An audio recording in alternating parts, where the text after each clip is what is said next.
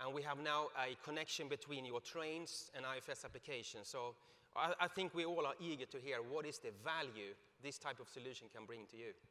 Thank you very much, Martin. It's surely exciting to be here. And we are very excited about the form of cooperation that is now going on between our two companies. Over the next few minutes, I would like to share with you some of our current business practices. I will share a very tangible challenge coming up ahead for us, and I will share how the Internet of Things is changing everything. But first, Sporveien, now into its 140th year of operation, we are providing public transportation services for the city of Oslo. Oslo is the capital of Norway. It is a city with very limited geographical growth potential, as it is surrounded by the fjords on one side and protected forests on the other. And still, it is the fastest growing European capital, and the metro system is vital for the well-being of the city. In fact, during rush hours, 1 out of every 3 motorized travel is delivered by the metro system. And so at Sporveien, we like to call ourselves the pulse of the city. But how efficient are our business processes really? Well, have a look at this. Imagine that you are a metro driver, and you will, from time to time, experience that an error message pops up on the dashboard in front of you. Then you will have to radio in to our operations center and inform them about the error. The operations center will then manually check the documentation and tell you back, do you have to make an immediate stop? Can you proceed to the end station? Or can you just continue operation as normal? They will also inform our workshop so that they can start planning. And on the workshop side of things, they often find that the information provided is either too generic, incomplete, or even wrong. So planning suffers. And there's more.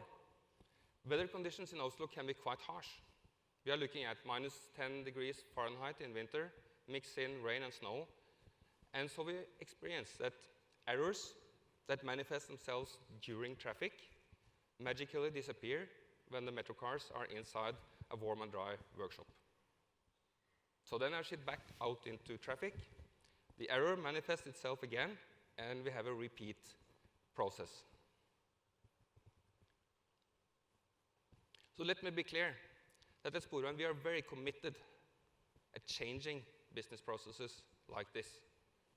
It's inefficient and prone to errors, and we will succeed.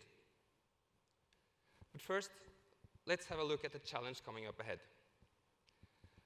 Today, our maintenance facility is required to deliver 92 metro cars ready for traffic every morning at 0500. One more click. Thank you. 1 year from now, that is going to be 106 metro cars. How many metro cars do we have today?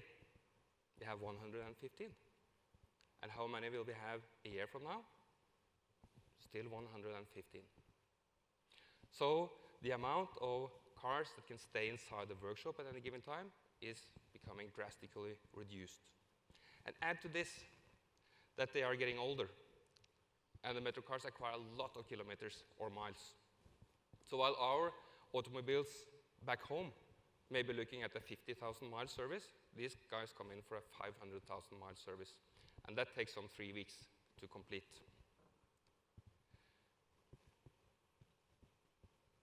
So if we now combine an inefficient business process and this increasing demand coming up ahead, we are looking at something that begins to look like a disaster, right? It's a crisis. And that's a good thing, because crises inspire creativity, they inspire partnerships, and they inspire action. And this is why we will succeed. And coming from IT, this is a challenge that really needs some good IT thrown at it. So you can start by realizing that we are actually sitting on an untapped ocean of data. As a matter of fact, we have come to realize that there are no less than 11 special purpose onboard computers on each individual metro car. Originally designed to control the doors, the brakes, everything going on. They're not designed for the Internet of Things. But together, we have figured out how we can bring this data to a central database, and then magic can begin to happen. So we are equipping all our metro cars with Wi-Fi capabilities. We are downloading the data in real time, and we are starting now to analyze those data. I'll share with you just one example on what this could mean in practice. Metro cars have sliding doors. And sliding doors have ball bearings. And from time to time, these needs to be replaced. They wear out. From time to time, this happens when the metro cars are in operation. That means delays and cancellations. So, to prevent this, from time to time, we replace ball bearings that are working perfectly fine. So this is not the optimal solution. But as of now, we can measure the force required to pull those sliding doors together. And we can do this across our entire fleet. And we'll start to understand that when the force required increase by, say, 10%, we can actually start to predict that 4 weeks from now, the ball bearings will need a replacement. And then we have a 4-week window to plan and optimize our maintenance. So we shift from maintaining based on miles, hours, until actual condition. So at Sporveien, we aim to provide perfectly maintained metro cars, and that requires a perfect plan. And the perfect plan hinges on perfect information about things. And that, to us, is what the Internet of Things is all about. Thank you.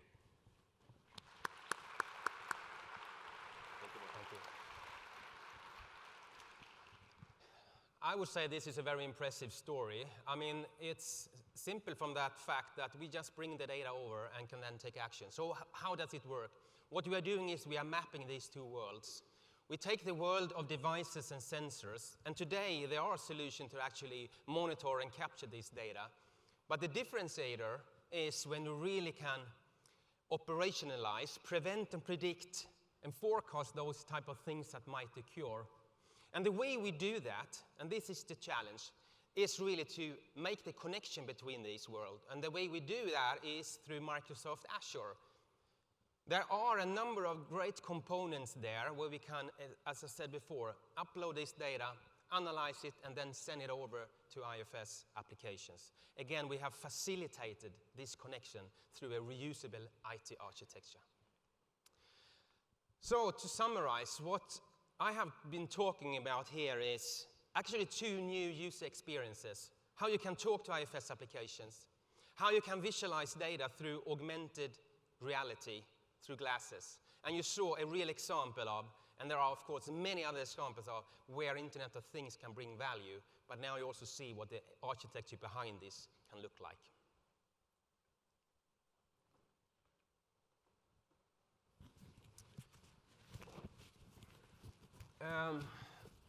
I thought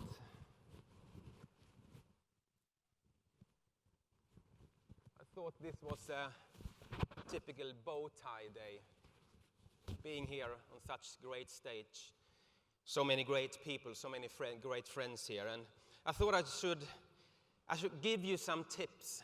This is the last one. I think we are a little bit too busy sometimes. We rush and we run and we try to be so clever. Sometimes we should just slow down. Look ahead, look back. What are the competitors doing? And think, are we doing the right things?